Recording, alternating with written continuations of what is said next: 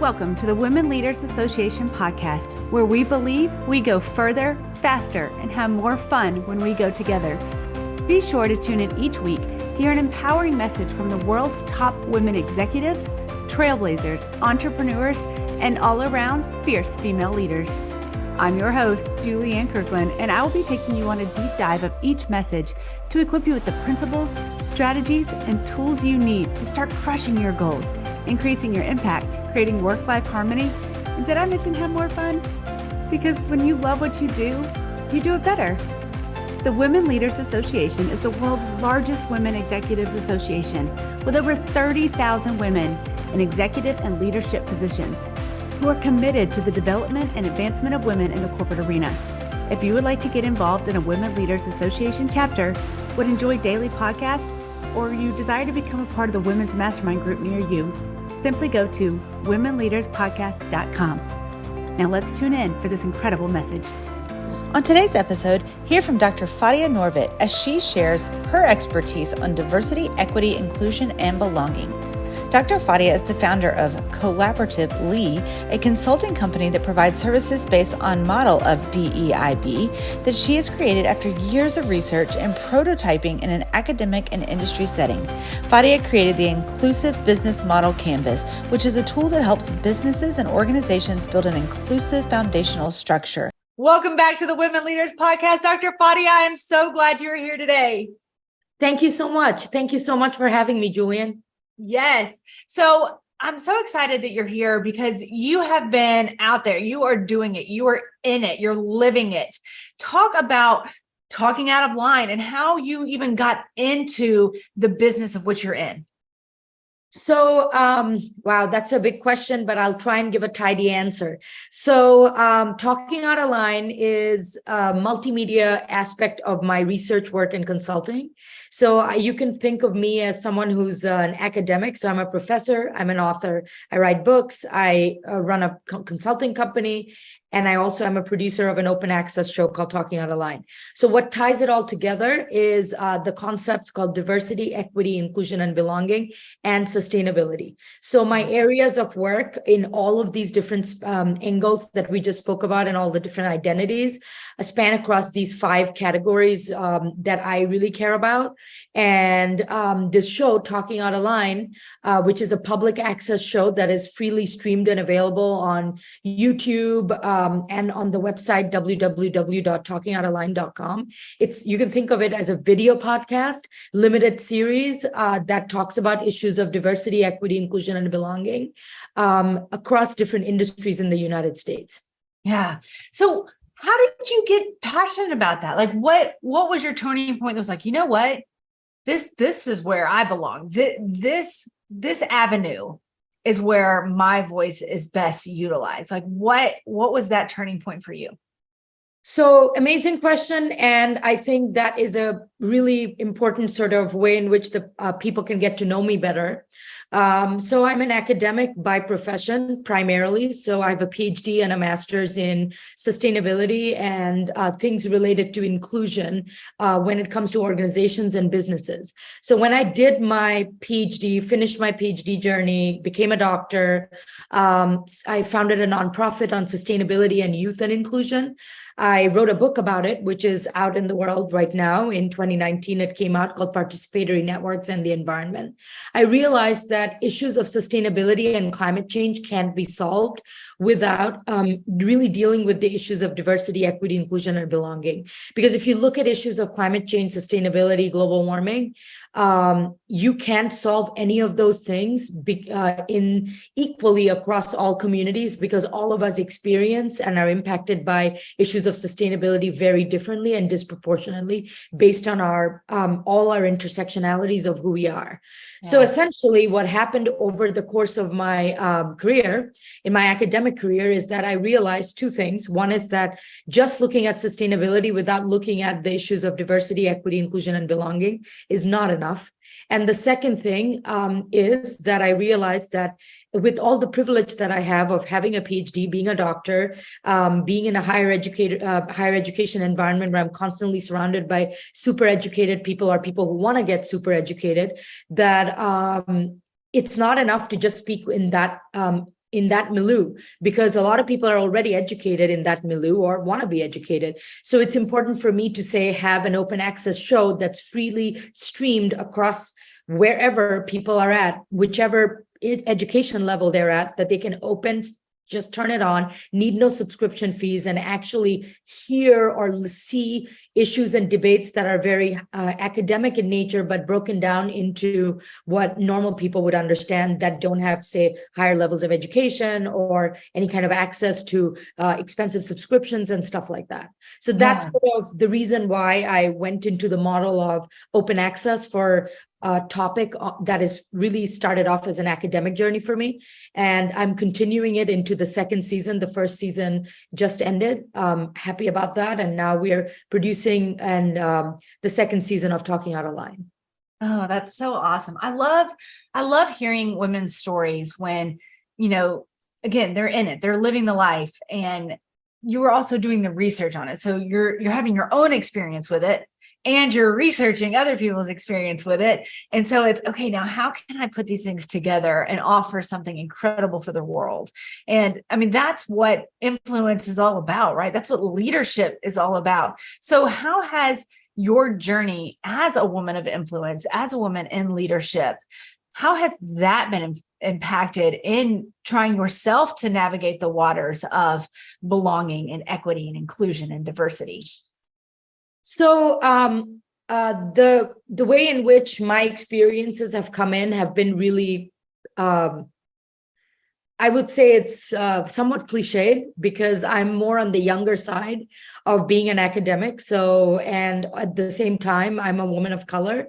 So there's a lot of gatekeeping that happens in terms of the authority that people expect. So a lot of times when I'm going to academic conferences and or spaces where I'm in leadership, because of how people perceive me to be, because of my age and my identity, there's a lot of gatekeeping that, oh, is she really an expert?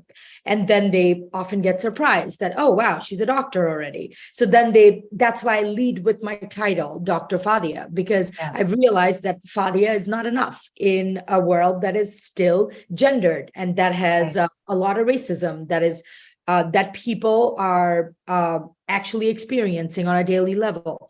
And in academic spaces, it's no different. And in higher educated spaces, unfortunately, it's still no different, because those microaggressions are always happening. And one of the ways in which I inform my work on diversity, equity, inclusion, belonging is, like you said, I'm a researcher, so I like researching other people's experiences. And with my own experience and interest in this topic, I also weave in my own personal take on what exactly DEIB feels like for me as I'm walking through the world, living my career. Yeah, that's cool. So cool. So what are some of those takeaways that you've experienced that you've shared on your show? So I'll tell you the premise of the show, which is kind of cool, which is the main reason why Talking Out of Line exists is I wanted to have, like I said, a streamed open access, but very data-backed and high-quality information around issues of DEIB and industries. Because if you look at, no matter what industry you look at, so if you look at medicine, say you look at hospitals, or say you look at virtual reality, if you look at my show, you will see that every episode is wildly different. I'm looking at artists in one episode, another episode I'm looking at law enforcement, another episode I'm looking at medical science, another episode I'm looking at video games. So if you really look at sort of how diverse it is, the whole idea of the show is to demonstrate that no matter what your industry, no matter where we are situated in our workplace, whether we are doctors or artists or video game makers, we all have these systemic challenges that we face. And what we need to understand as a culture in the United States of America is that it's our systems that we need to change and fix. And once we have a realization of systemic issues and challenges that we have, different institutions and different careers, different workplaces, different industries will have an uplifting change that is going to happen in the DEIB factor, because these systemic issues are plaguing all industries. Yes. Of course, every time they take unique angles. Like an artist has some unique problems that, say, a doctor doesn't, and vice versa. But at the same time, the bottom line is really the systemic issues are so similar across that I wanted the show to really highlight that and build a data-backed case with really amazing interviews of trailblazers from different industries. I've been able to get really amazing guests and really speak about all of their challenges and all of their leadership goals and realizations that they have had in their fields in these particular topics. Oh, that's so awesome. And it's so needed. And these conversations themselves are needed to allow people to see what is taking place right now, that there are people on the front lines, right, out there having these important conversations that need to be had. And I know that you have a methodology that you walk people through, people in corporations. And one, what is that methodology? And two, like, what would you say to that woman who is listening right now that is like, yeah, I've been burned by the system and I hear what you're saying. I love what you're saying, but I don't know how. Like, what do I do first? What would you say to her?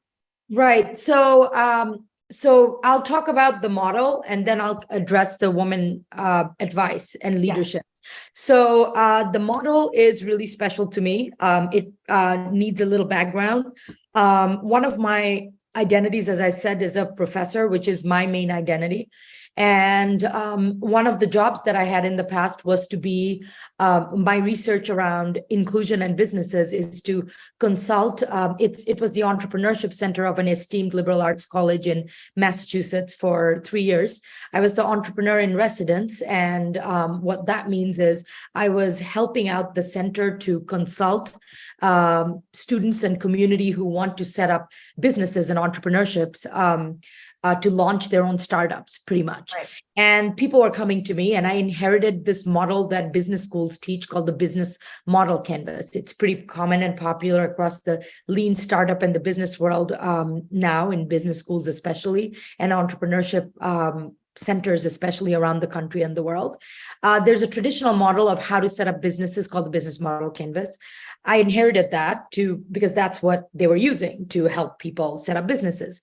I worked with it. I realized that the business model canvas, with all its amazing structures that it has going on, that was started by a bunch of people back in the day, lacks quite a bit of things when it comes to sustainability and inclusion. So many people were coming to me like, hey, we want to make profit, but we also want to make our business sustainable. And we also want to make our business inclusive and create belonging and pay into attention equity and diversity, right? And when I was looking at consulting people to make their businesses and startup plans, then I'm like, hey, this plan is really not addressing those problems. It's letting you know how to create a basic business structure, but it's not really helping you get to a sustainable business or a inclusive business.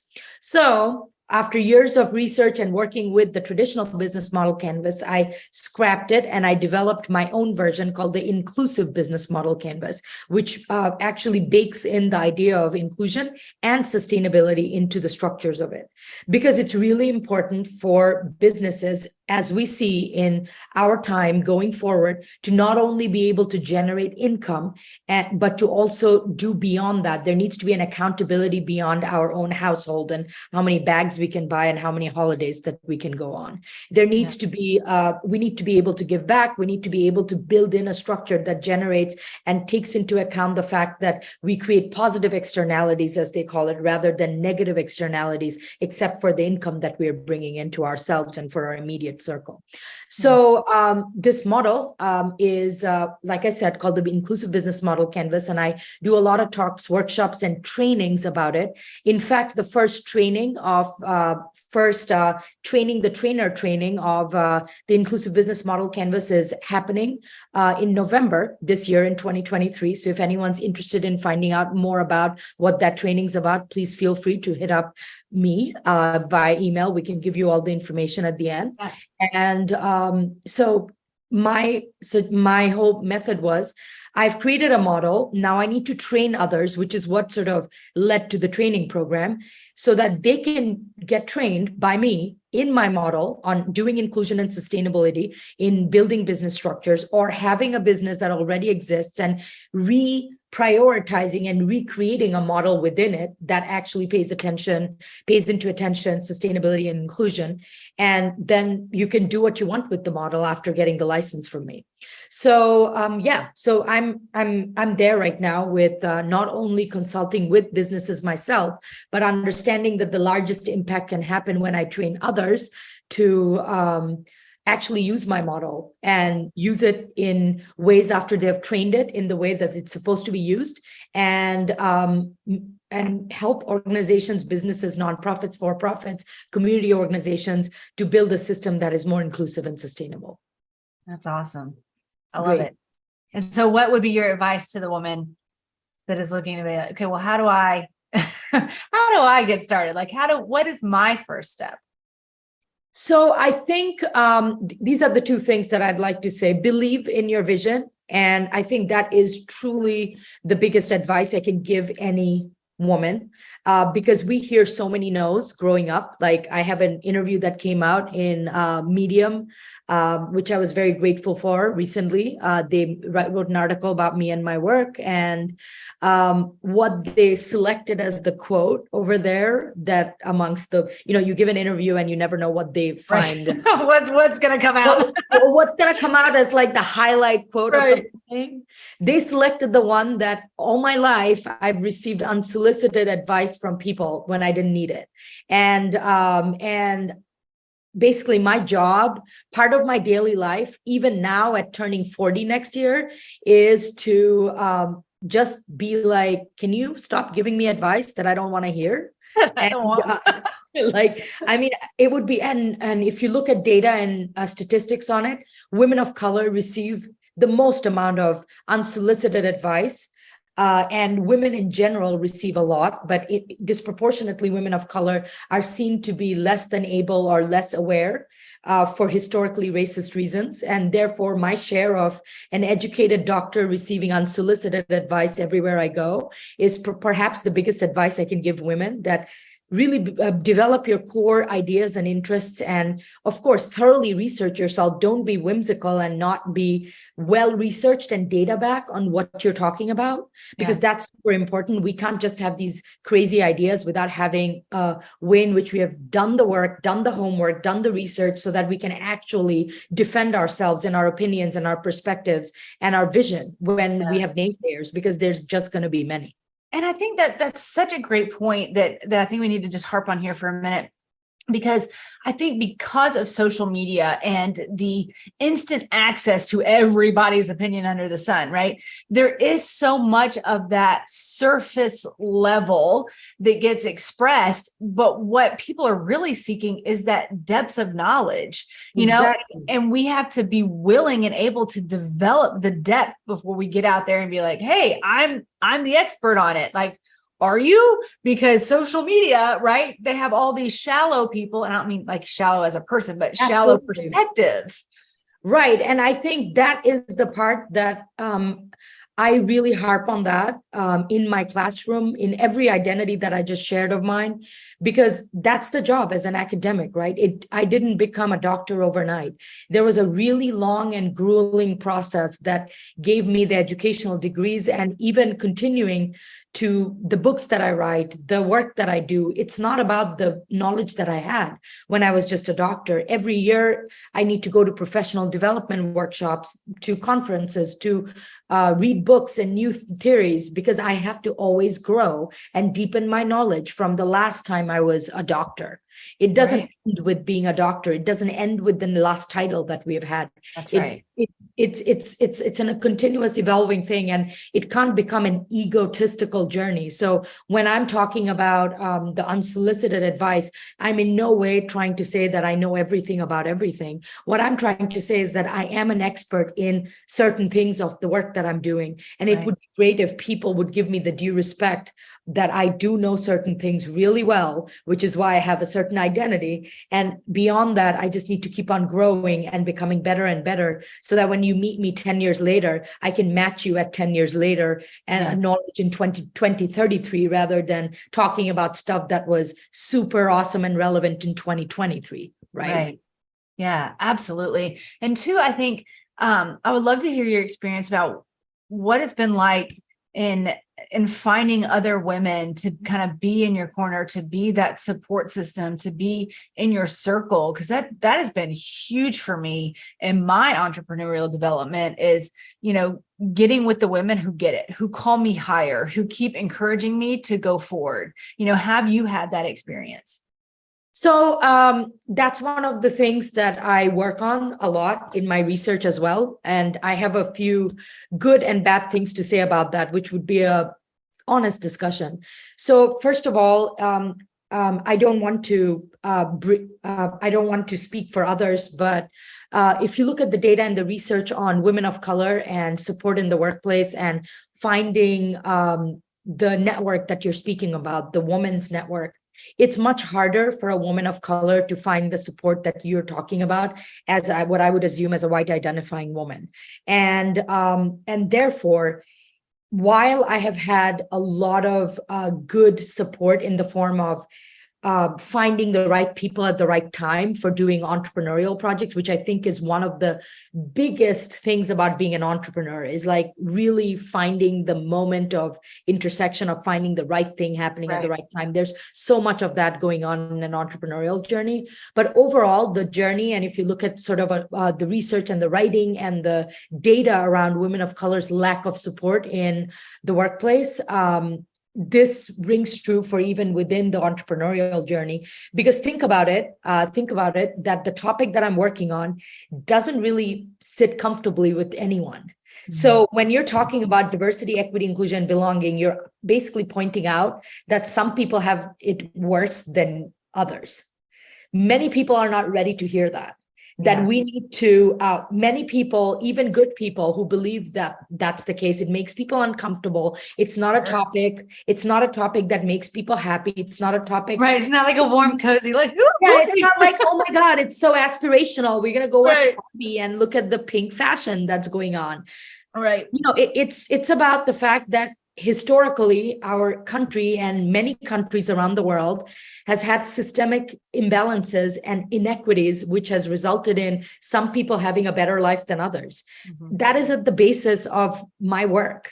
And it's not a cozy topic. So it doesn't make people comfortable. And as a result of it, it's much harder to find allies across the board for people working on this world. And it makes it even more harder for a woman of color to come and challenge in a majority culture, because most of the places, so for example, in Massachusetts, where I'm based, it's a predominantly white state. And I'm working even though I'm American, I've lived here for 20 years, which is half of my life, more than half of my life at this point, because I'm American, and I've lived in the United States of America for now 20 years, which is more than anywhere else I've lived in.